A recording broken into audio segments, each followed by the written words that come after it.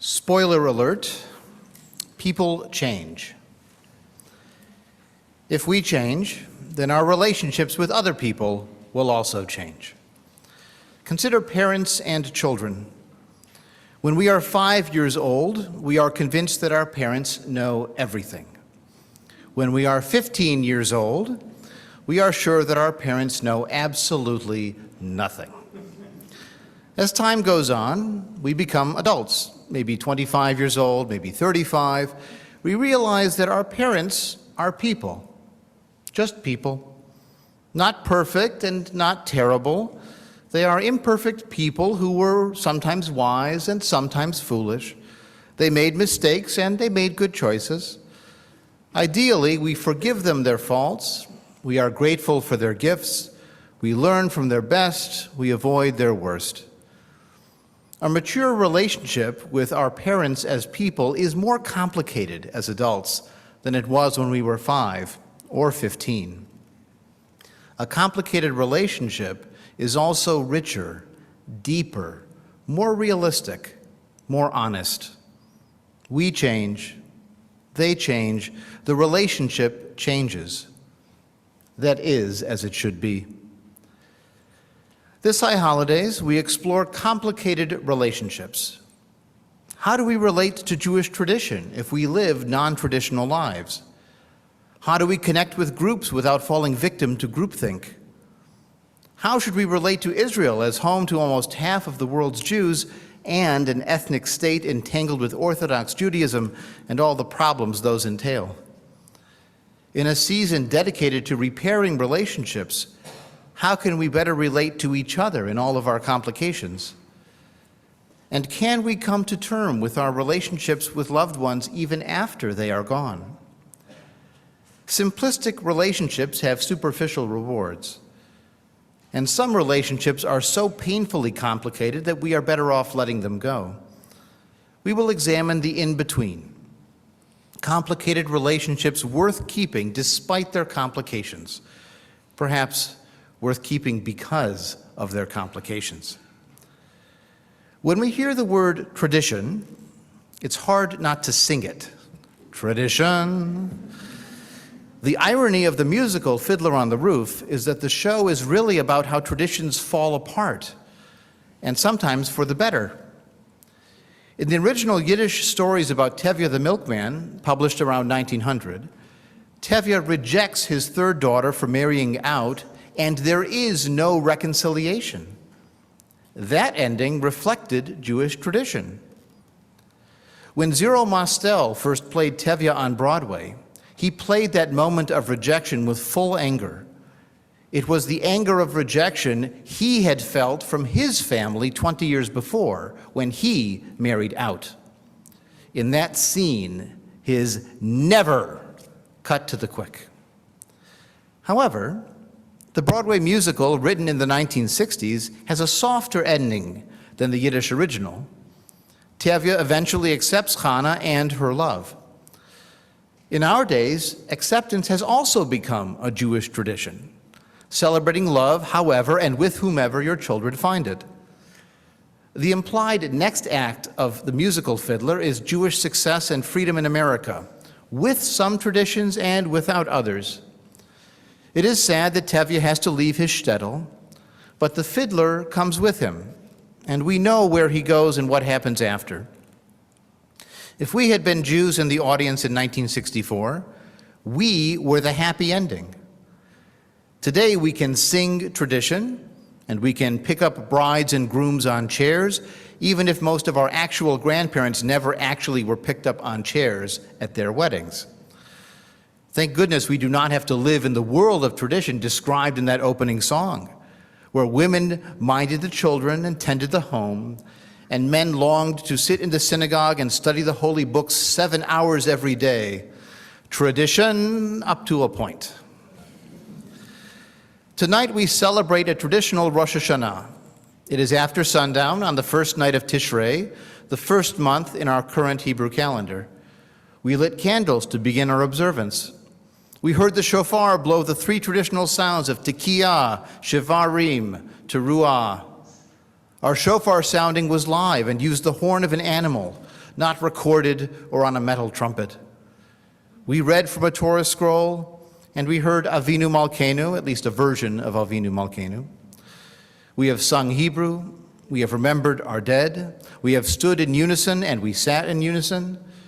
We thought about the year just concluded and we consider our choices for the year just begun. And our service will be followed by bagels, a traditional Kol Hadash Rosh Hashana. Tonight we are also celebrating a non-traditional Rosh Hashana. We used sound amplification. We are webcasting, and we will turn out the lights at the end of the night. The Torah and rabbinic prohibitions on doing work on the holy day do not bind us. Our Torah reading was not the rabbinically required passage about Isaac's birth in Genesis 21, or his almost murder in Genesis 22, or the animal sacrifices offered when the Jerusalem temple still stood. Our reading was something different that I chose, and it will be different next Rosh Hashanah. We adapted traditional texts to reflect humanistic beliefs, and we used English poetry and prose to inspire us rather than page after page of Hebrew text. Our services are focused on human forgiveness of each other and ourselves, rather than petitioning a God for cosmic atonement and one more year in a supernatural book of life. And we do not believe in the Jewish tradition of Kol Isha Erva, the voice of a woman singing is like nakedness. At our gender-integrated congregation of Kol Hadash, a new voice, we appreciate the incredible beauty of our all-gender choir. I do not think anyone walked here tonight to observe the prohibition on lighting a fire by driving an internal combustion engine. If you did walk, Kol HaKavod, all honor to you, even if I have chosen differently. You may be interested to know that 2 months ago, the conservative movement's Rabbinic Committee on Jewish Law and Standards debated whether or not one could use an electric car on Shabbat and Jewish holidays. After all, there's no fire. The committee issued 2 opinions. If the ratio is 2 Jews, 3 opinions, I guess it's 1 committee, 2 opinions. The opinion in favor of allowing electric cars on holy days received 10 votes for, 6 votes against, and 5 abstentions. The opinion opposed to electric car usage was also approved, 11 in favor, 5 opposed, and 5 abstentions. However, conservative rabbinical students are not allowed to travel by car on Shabbat, and Israeli conservative Jews have rejected the car permission entirely, electric or otherwise. With 1 ruling in favor and 1 opposed, each American conservative congregation and their members will make their own choices, as American Jews tend to do anyways. One of the ways humanistic Jews are non-traditional is that we are not limited by what Jewish law has to say about driving on Rosh Hashanah, about what we eat, or where we sit in synagogue, or who can sing, or whom we marry. Humanistic Jews can learn about Jewish law as a record of historic and current Jewish practice, as an expression of Jewish values, as a conversation about meaning-making in the world, but we are not bound by its ritual prohibitions. Our Judaism is ours, not theirs. The conservative movement issued multiple opinions on using an electric Rosh Hashanah. The fact that they accepted 1 in favor and 1 opposed, and Jewish people are going to do what they want to anyways, that demonstrates a Jewish tradition that we value, the tradition of argument, debate, and sometimes agreeing to disagree. 2 Jews and 3 opinions, the Jewish person on an island who builds both their own synagogue and the one they won't set foot in, the argument over which way to observe a particular tradition when in fact the argument itself is actually the tradition. There is a Jewish tradition of debate, and there are also Jewish traditions of banning heresy and expelling those who violate community norms, Jewish traditions of prescribing belief and demanding conformity. The Jewish battle between diversity and conformity is just one more argument within the Jewish tradition. That model of Jewish debate and coexistence despite disagreement from Talmud to today is not just useful for Jews. What is Jewish is human too. The first talking movie was The Jazz Singer in 1928, and it is a very Jewish story. Jack, the son of a cantor, wants to sing jazz in bars, while his father wants his son Yaakov to be a pious Jew and sing Kol Nidre on Yom Kippur. Jack leaves home for jazz and the wider world. He becomes famous, but his heartstrings are pulled every time he hears Kol Nidre. Back in New York for his Broadway debut, Jack is torn between loyalty to family and tradition and his own opportunity and joy, torn between being Yaakov and being Jack. In the Hollywood ending, Jack manages to both sing Kol Nidre and debut on Broadway, with his Yiddish mama and his blonde girlfriend sitting in the audience together. Why was The Jazz Singer a smashing success? It's such a Jewish story. Part of it was the amazing technology for the day. Part of it was Al Jolson's magnetic personality. At its heart, the movie is a Jewish story about grappling with tradition, the old country versus new ideas, ancient tradition versus the attraction of fast music and beautiful people. That story is a very human story. Between 1880 and 1920, more than 20 million immigrants came to the United States. 2 million were Jewish, many of them our ancestors. Over 18 million were Italian, German, Chinese, and they grappled with the same issues: the old country versus new ideas, ancestral tradition versus the creativity of dynamic culture. The Jazz Singer was an American story, a human story, the story we are still living. Clearly, we have a complicated relationship with tradition, and we do not all have the same relationship with tradition. My father grew up in a Syrian Jewish Orthodox household. He attended public school with religious school afterwards 7 days a week, regular attendance at services on Shabbat, but it was a more relaxed orthodoxy. Nevertheless, the belief system was very traditional. Growing up, he was absolutely convinced that a God was watching what he did and keeping score, writing his name in the book of life, making a list and checking it twice. As my father became an adult, he rejected that belief system, eventually settling in Humanistic Judaism, where I was raised. He and I had different relationships to tradition. When I was in college, occasionally he would come to visit his family in Brooklyn, New York, and I would come down on the train to spend the weekend with them as well. Once, during one of those visits, we were at a family dinner, and my father's brother, who had never left that community or that mindset, asked me what I was studying in college. I was majoring in Jewish studies. And so I mentioned I was taking an interesting class on the Jews of Spain. My uncle said, "Oh, so you must have been learning about how they sinned, and they were punished for their sins by being expelled." Now I could see my father begin to inflate, ready to argue all the points that were made. And so I said to my uncle instead, I said, "Well, this class focuses more on politics and economics and those kind of factors. We don't get into theology very much. It's more about history." And so my uncle said, "Oh, okay, that makes sense." As my father and I were walking home after dinner that night, he turned to me and he said, "I saw what you did there. You see, I didn't have to fight."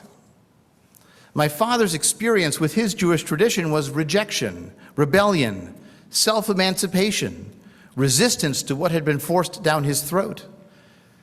My father's family had absolutely rejected his first marriage, which was to a lapsed Polish Catholic, and their indifference to his 3 children from that partnership still rankled him. My experience was curiosity, exploration, understanding without any fear that my Jewish freedoms were at risk. You see, my mother was Jewish. During those occasional visits, we would attend Shabbat morning services at his family's Orthodox synagogue. For him, it was a visit to the past. For me, it was an anthropological expedition, studying Jewish practices very different from my own. Yet those practices were still related to me, part of my family tree, if a bit further back and a bit further away. Some humanistic Jews share my father's experience, breaking away from a strict religious tradition that no longer spoke to them. Some of us here share mine, raised in a self-aware, secular, or humanistic Jewish approach. Some of us were raised just Jewish, doing things their own way in an eclectic mix of nostalgia, creativity, and practicality, holding Passover Seders on the Saturday during Passover week instead of on the first or second night, lighting Hanukkah candles when the kids were home from college instead of on schedule. Some of us were raised in conventional religious Jewish identities with synagogues and rabbis and prayer books and prescribed beliefs and practices, which our family followed in our own eclectic way. Some of us were told we were Jewish, but that was it for content and experience. And some of us were not even told that, but discovered later in life that we had Jewish heritage. Some of us became part of the Jewish story later, through marriage to someone Jewish, or through our own personal journey. And many of us are a little of each of those. The irony for me is that my tradition is Eifo Ori and Na'aseh Shalom, and doing what we humanistic Jews do when we do Jewish. That's my tradition. In fact, the melody that we use today for Eifo Ori is not the traditional melody I learned growing up that had been written in the 1970s. The version we use was composed in the 1990s. Secular Israelis think of the song Mi Ha'ish as one of their secular, traditional Jewish hymns. It quotes the Bible. But if they actually read Psalm 34, on which the song is based, they don't feel like it's traditional at all. It's not their traditional secular song. If you look up Psalm 34, and then look up the lyrics to Mi Ha'ish, you will see how picking and choosing can turn a pious psalm into a humanistic hymn that resonates with its traditional source. That's the key point when it comes to Jewish tradition or to any complicated relationship. We all pick and choose. The ultra-Orthodox do not read Yehuda Amichai or Leah Goldberg or our Rabbi Emeritus Daniel Friedman. We do not generally read the Chatam Sofer or the Sfat Emet or other Orthodox authorities. Even the traditional prayer book is a collage of verses from all over the Hebrew Bible, cut and paste, pick and choose, create and recreate. So too with our complicated relationships. There are times we are closer with each other, and there are times we need space to do our own thing. Sometimes we agree, sometimes we do not, even as we stay in relationship. To lighten a heated argument at home, I have occasionally told my children, I always love you, but right now I don't particularly like you. That's a complicated relationship, but it's real, and it's honest, and if we're honest about it, we can get past the conflict to a better connection. Jewish tradition is a cafeteria. We can stop at any one of many stations to explore what tastes best to our palate. When we sit down to eat together, your tray will look different from mine, and that's just fine. What do you think of as traditional Jewish food? Many people point to a bagel with lox and cream cheese. I hate to break it to you, but bread in a circle dates back to Roman times. Rings of dough that are boiled and then baked appear in a 13th century Syrian cookbook as a dish called ka'ak, and a Polish equivalent of boiled and baked bread is described in writing at the end of the 14th century. The first Jewish reference to a bagel is 200 years after that. Lox comes from a common Indo-European root for salmon, and cream cheese was invented in America in the 1870s. Never mind the debate today over the authentic bageldom of Asiago cheese bagels or blueberry bagels. And bagels today are sold and eaten everywhere by everyone. Does that mean that bagel with lox and cream cheese is not Jewish tradition? Ridiculous. Of course it is. It is just not exclusively Jewish and not universally Jewish either. My father's traditional Jewish foods from his Syrian Jewish mother's table included mejadra, a dish with lentils and rice, bitachol, a bulgur wheat with thin pasta, ijib adunes, an omelet made with potatoes, and even baked circles of dough called ka'ak. This beautiful cookbook is called Aromas of Aleppo. The author's name is Pupa Dweck, and it's the same last name as my grandmother's maiden name, Dweck. It is an entree into Jewish foods far beyond bagels and kugel. It's still traditional, it's still Jewish, maybe new to you, but part of the Jewish cafeteria of choices to create your own tradition. Tradition is an inheritance, and an inheritance is a complicated relationship. We usually receive an inheritance after a loss. The ones who owned the item before us may have used it very differently than we might choose to, if we choose to keep it at all. What we inherit becomes ours as well as theirs, theirs through history and memory and association, ours in the present and in the future. Are we to be museum curators of Jewish tradition, trying to preserve it?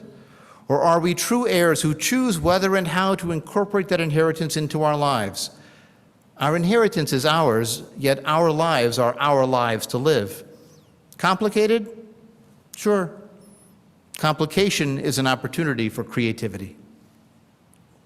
At the end of a beautifully written survey of modern Jewish history, as Jews went from a world of traditional authority to the complicated freedom we enjoy, historian Howard Sacker concludes with this message.